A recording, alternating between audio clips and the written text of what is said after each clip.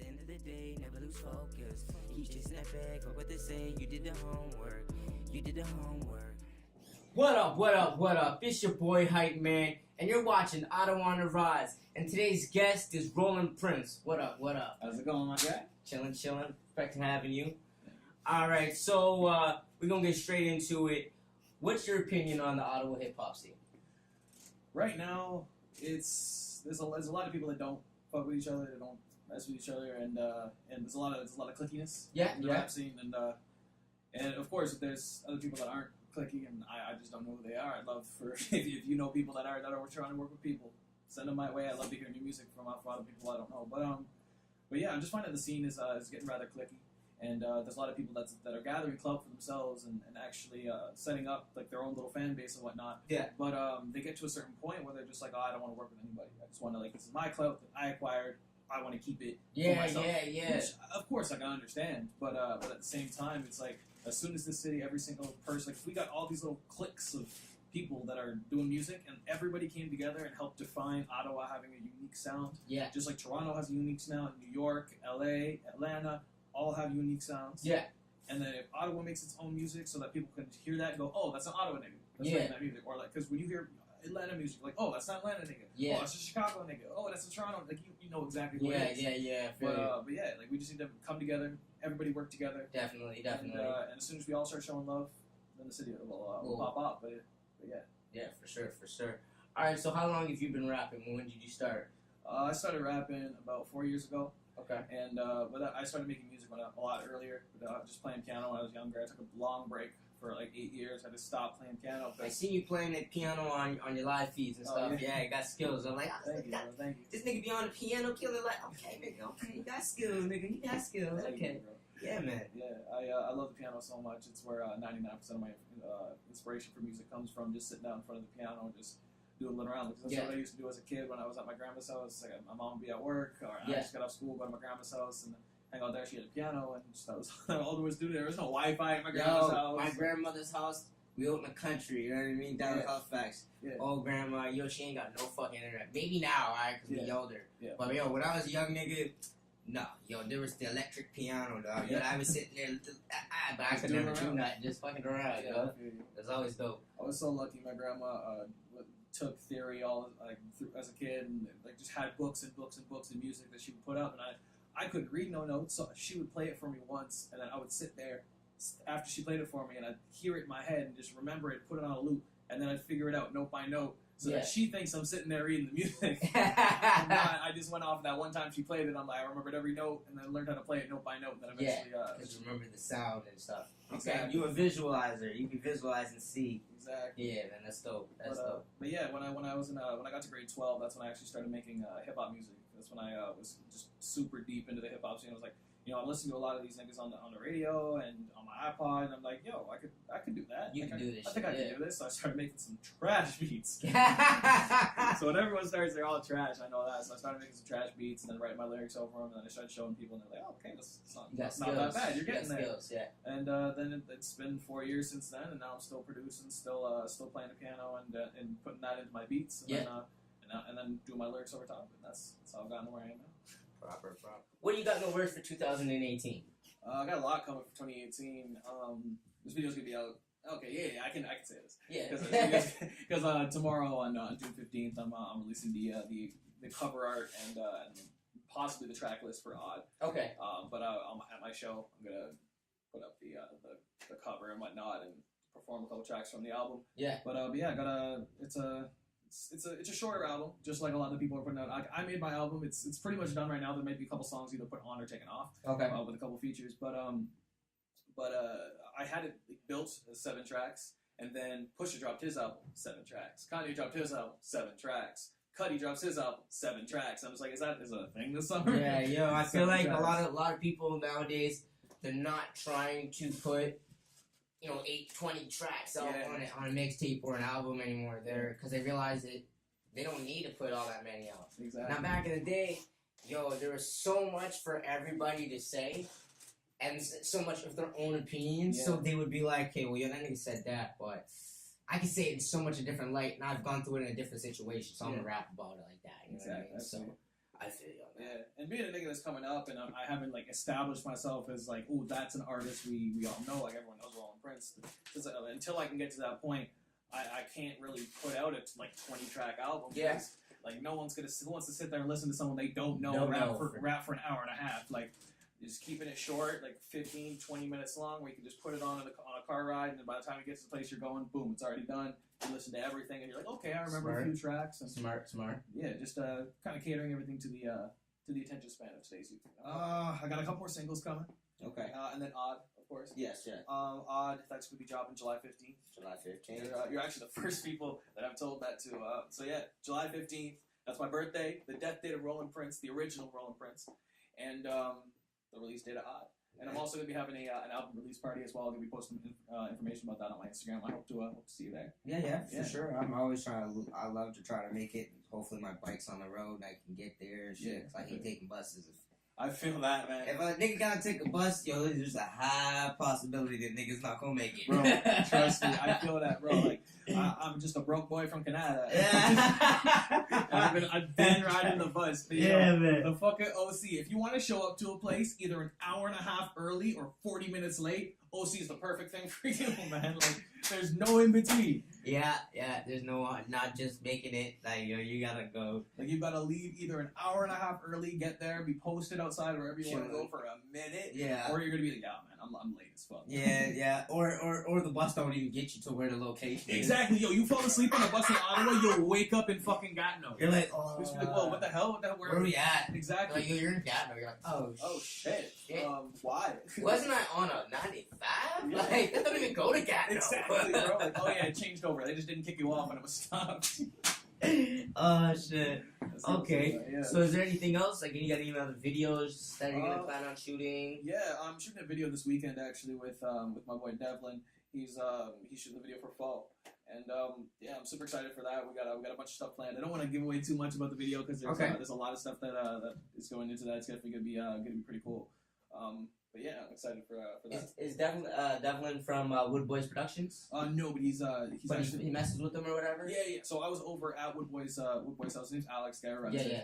And I was over chilling at Alex's house, and then he's like, "Yo, have you met my boy Devlin?" His boy Devlin was there, and then I played him. I actually played him for I played them for a couple months before it came out, and they're like, "Yo, I like that. Like, yo, I want to shoot a video for it." And I was like, "Okay, cool." Get that back in my head, and then I hit up a couple production companies when I was actually looking for people to shoot the video, and then set up a meeting with Devlin. He came in and we chatted it out. He came in and like that dude sat down. Before he even said anything, he took out his book and he's like, "Don't say anything. I want to put down notes. So just wait until I get to a page." I'm like, "Okay, shit." Like this man actually prepared, and then pulled out like multiple videos on his laptop. Showed me multiple videos he wants to take stuff from. But yeah, super professional dude. His name on Instagram, I believe, is at DJ with a camera. Okay. So DJ with a camera, hit him up. He actually edited that the last video that I put out on my Instagram. It's just a little video of my last concert. On May 18th, he took some video there and put out just a little short snippet. Okay. With one of my old mixtape tracks, Ego. But yeah, the faux video with him is what that's probably gonna be dropping July 1st. That's what we're aiming for. Okay. Hopefully we don't have to push it back. But based on weather for shooting. But yeah, July 1st. That's when I'm planning on dropping that music video. Okay. So I heard when I was listening to on the radio, I heard that one of the obviously the radio hosts or whatnot, I forgot what host it was. But they were talking about how you had a name before. Yeah. Drum Boy or something like that? Yeah, when is Drama Kid. Drama Kid, okay. Yeah. What made you change from Drama Kid to Roland Prince? When I was Drama Kid, it was I basically just that's what the group I used to identify with in high school. I was a dramatic kid. Like I was in drama, and I just loved to be on stage. That's where I got my comfort with being on stage performing, and that's where I got a lot of my music started because it was I used to run sound for musicals. Okay. And I never actually sang or anything in high school. It just I just ran the sound for the musicals. Soundboards. I was too shy to sing. And I would so I just run the sound for all the musicals, and then I got in good with all the singing kids, and they would bring me in the music room, and then I showed them I could play the piano. So I was accompanying some people that were singing while just playing piano and yeah, I slowly moved myself into, and I just was engulfed in the drama life. That was like my thing, and I just called myself Drama Kid. Yeah. And that was who I identified as. But then I eventually got to a point where I felt like I was just almost personifying a character rather than being myself, being authentic with my music.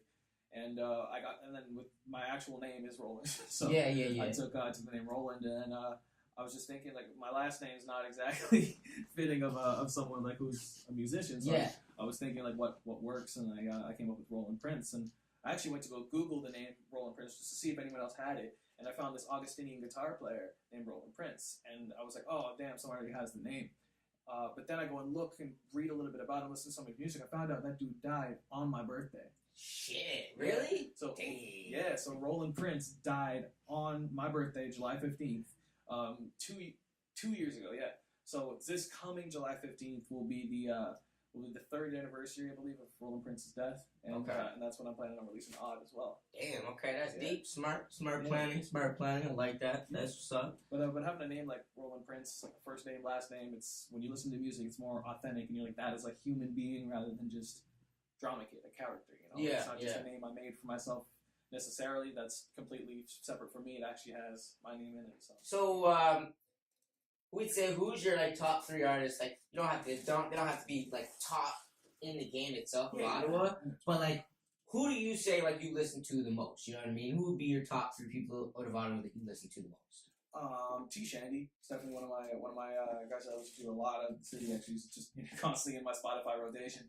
Just because I went to school with that dude, and he was just a little Indian kid, and he was really quiet in school, never really said much. And then once he saw me starting to do my music stuff, he would come to me, like, sit in on my studio sessions, and like come over and like write. Yeah, I've worked with him at Glass Portal a few times. At Glass Portal Records on Instagram, if you want to come to my studio, Glass Portal Records. A little shameless stuff, but yeah. Then he showed me some of his music, and I've had him perform at a couple of my shows, open for me, and this dude is phenomenal. So I love his music, love his flow, love his style, and just everything he comes out with is just different. And he's just this little Indian kid that has a deep ass voice. I have to check him out. I have to check him out for sure. Shandy. So that would definitely be one of them. This is in no particular order. That's fine. Mariko the Shogun. That's another homie. I was actually with him at my boy Jeremy Stories. That was not too long ago. Jeremy Stories, the guy who produced Corner Store. Okay. So by the way, that's out right now. Link is in the YouTube. Check that shit. Check that. Yeah, the video's out too. All the services. Mariko the Shogun's another guy.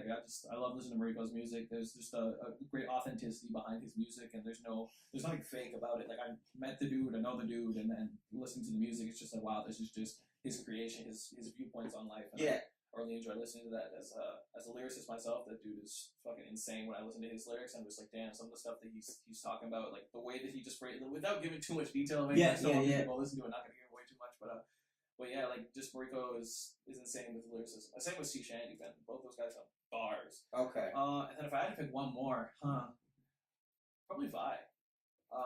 Vi is she's an insane vocalist, like absolutely insane.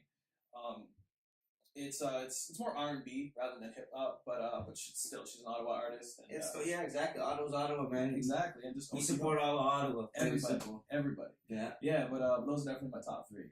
Okay. So what artists would you really want to work with locally though? That you haven't got to. That I haven't got to. Obviously I gotta say Lavelle, because everyone wants to work with Lavelle. But there are still other people that I want to work with that are more small scale, and I believe work with my style a little bit better. Garçons is a group I really want to work with.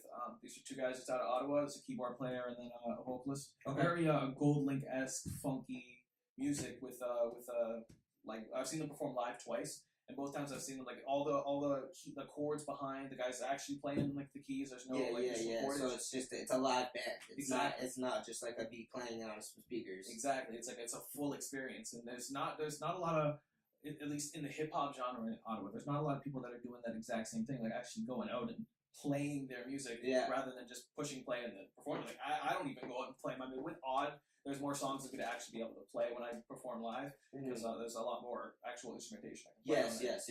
But yeah, like seeing guys that are making all their music from scratch and actually playing everything, and not just going into VST on Pro Tools or on Logic or FL or whatever, and then just doodling around with some MIDI. Like, this dude's actually playing everything. I'd love to work with them, just because being a key player myself, and then being able to collaborate with another key player, and then being a vocalist myself, and being able to collaborate with that other vocalist and just create something that's new. Their sound is just so unique, and no one else in the city I know has a sound like that. And then same with myself. I don't know anyone else in the city that sounds like me. Just putting us together would make something that's just out of this world. Okay. Yeah. So, what's your influences behind your music? I just kind of take influence mainly for like from my life, and I just talk about the things that I've been through, the things that like I have a lot of very vivid dreams, and I'm just an avid dreamer. I lucid dream like a lot, and if you're not familiar with what lucid dreaming is, it's basically when you are in a dream but you have full control over what happens in the dream. And Okay. it's just something that's happened to me since I was a kid. I don't really control it, but but there's certain things in the dream where you can control it, certain things you can't, and there's a lot of songs that I've written that are just completely based off of stuff that's happened to me in a dream, like on like my whole mixtape, The Divine Mind of Darius Marks. That's all based off like a time in my life where I was going through a lot of dark stuff, and just I was not in a good place, and then, a lot of that was just like the dark music was just based off of dreams that I was like lucid dreams that I had, and I just put together this story of this character that I was in these dreams, and it just kind of created this tape that was a cool sound. It was a lot different than it was very Earl Sweatshirt-esque. That's one of the guys I listen to a lot, so that's one of my like professional music inspiration. Earl Sweatshirt, Tyler the Creator, Vince Staples, Frank Ocean, Daniel Caesar. Those are my like 5 biggest inspirations, like professional inspirations when it comes to music. But most of my stuff is I take from my real life. And, okay. All right. Yeah, with Odd, it's a lot different because I'm in a different place than I was obviously when I released either the 57 project or Divine Mind of Darius Marks, and it's just music that's speaking from my soul, and I'm in a place now where I'm more comfortable with who I am. I know who I am as a person, and since I know who I am and what it is I like, don't like, and how I want to be presented to the world, I've made my music according to that, and I can just basically show the world, hey, this is me, the most authentic me I've ever been, and that's pretty much all it is. Okay. What's the meaning behind ODD? It's I was going to make it an acronym. I was going to make it just, I didn't really have anything set up for it. I just came up with the name Odd, and I really liked it. And I was going to make it an acronym that reflected something deeper within my life, but I just, instead of making something, making something up, I just kind of went off of what it is that I feel people usually get of a vibe from me. Okay. Whenever I show them my music, it's a lot of times I get people like, yo, I haven't heard anything like this. Okay, I like it. And I like being different. I like being odd. I like doing stuff that people are like, okay, it's going this way, and then go all the way fuck over there. Like I go all the way over there, and people are like, oh shit, that's way out of left field. Yeah. And there's a lot of music on this album it's just odd. Like it's not hip hop. This isn't a hip hop album. It's an alternative album. It's gonna be listed as alternative on iTunes and Spotify and all that. But with this album, it's just without giving too much away. Obviously, it's just I'm trying to draw on my past experiences in my life and the stuff that I've gone through more recently and how I feel about it, and just give my thoughts on my life. And the only real similarities between other albums that I've released in Odd is I have a new recording on there on the last album I did. Jesus, my own damn album. The 57 project, I had new recording 57, and that's just me playing the piano and singing. I've recorded that on my iPhone, and that's something I feel like I'm going to do on the next on the rest of my albums. Just have a little song of me playing the piano and singing, but just recorded on my iPhone. I love the rawness of how it sounds. Exactly, and just having a little new recording and just playing the piano and whatnot. But with Odd, it's just pretty much the inspiration of that is just behind how I feel, how I present myself, and just what the music actually sonically sounds like. I just felt like Odd fits it a lot. Okay, so I ask everybody, if you had the choice to change one thing in Ottawa, what would it be? And why?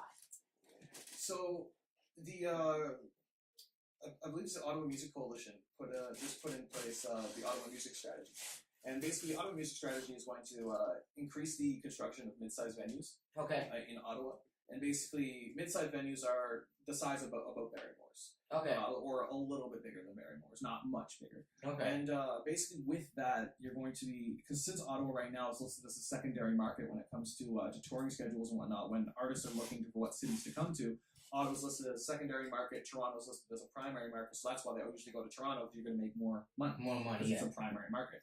And it has more of those mid-sized venues where you can get in about 1,000 people and then do your show and then head out. But Ottawa, like, where do you do a show that you can get 1,000 people? Not really. You can do like either 500, 600, or like CTC. That's all you can do.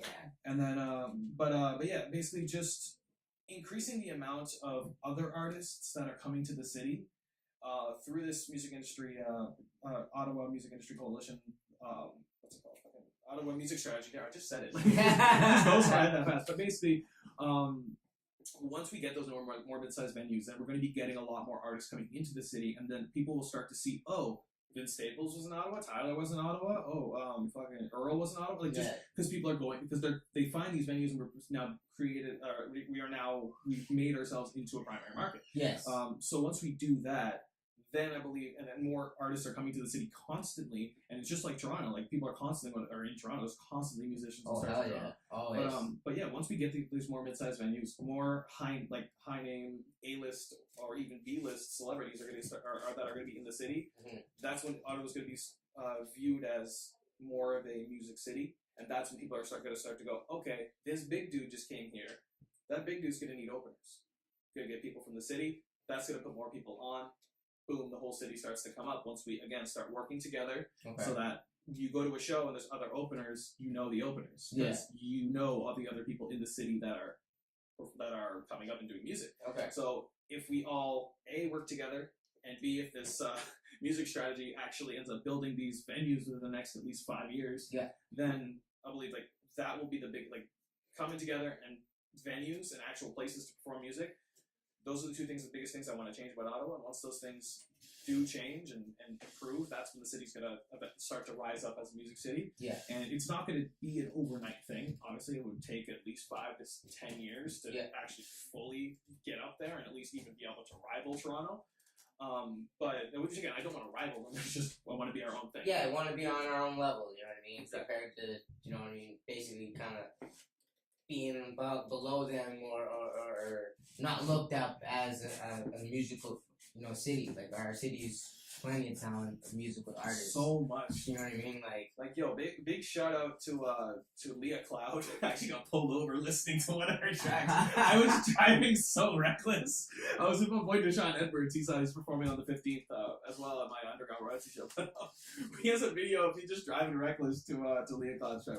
Anyway, but yeah, like Leah Cloud, who else do we have? We have Phantom Kane, Rico the Shogun, like we have so much talent in this city that once other people start to come here and look for openers and start putting people on, and then like, if we are already all homies, once one person starts to start pop off, they do a show, then they get other people that they know in the city to open for them. Boom, they all start to come up together. Everyone collectively moves up a level. Then now all these people can go off and do a show, and they all go get openers, and all of them, boom, come up together. Everybody raised. And it just slowly all goes, Yeah.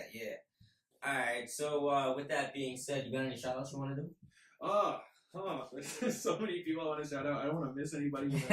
People be like, yo, fuck you, nigga. What the fuck? You forgot to say my name. But shout out to my boys that I've hung out with for years. Shouts out to Deshaun Edwards, that's my best friend.